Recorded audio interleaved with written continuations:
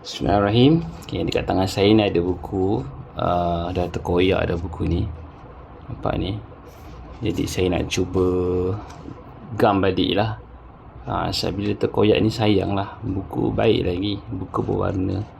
Saya ada 3 Ultra Khalif edisi bumper, 3 jenis yang berlainan. 3 mengalami masalah yang sama, dan 2 saya dah gam. Saya guna gam ni, alhamdulillah 2 lagi tu okey lah. Tapi buku yang ni paling kritikal. Tapi nak dapat sama macam yang asal, keadaannya mungkin tidaklah secantik yang ni. Okey, jom kita cuba gam buku ni. Okey, jom. Mula sekali kita ambil je gam ni dan kita letak gam dekat sini lah. Okay, dekat tempat yang koyak ni. Tapi sebelum tu kita pastikan dia punya susunan dia ni cantik lah sedikit. Sebab kita nak lekatkan terus. Okay, sun. Dia tak akan dapat terlalu perfect, tapi kalau dia punya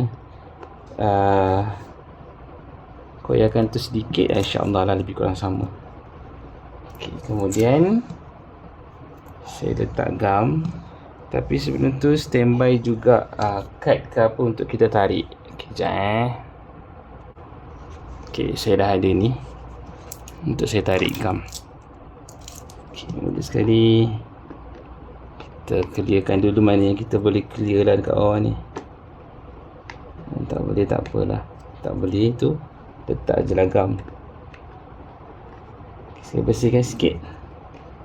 Kemudian saya pastikan susunan buku ni cantik sedikit. Dia takkan dapat macam yang asal, tapi bila cukup sekadar kita boleh gam, dia tak tercabut daripada halaman dia tu, dah cukup baik dah sebenarnya. Ok, saya nak letak gam.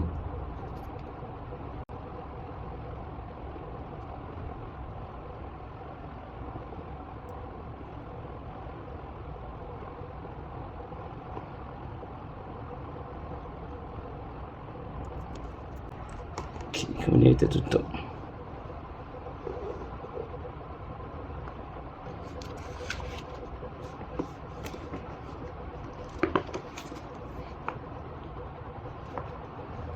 Okay, dia kadang terkeluar je kan. Kita ni lah tarik sikit.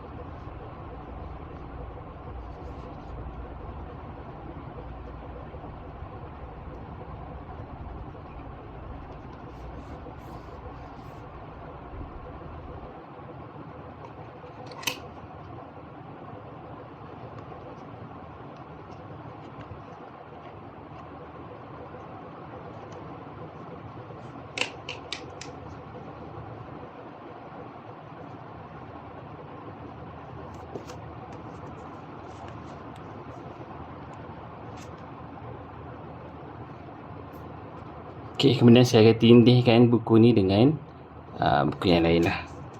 Saya akan check dulu dalam dia. Okay.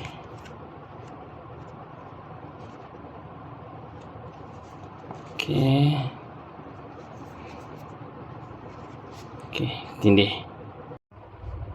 Okay, buku ni saya letak dekat tengah sebab gam dia, saya nak gam dia turun bawah, dan dia punya ni semua melekat dekat bawah lah.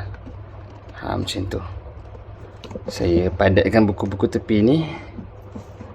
Masukkan buku mana yang boleh masuk. Dan kita biarkan dia ni saya buat pada waktu malam. Nanti pada waktu siang nanti saya akan check lah dia gam dah kering. Okay, kita tunggu esok macam mana.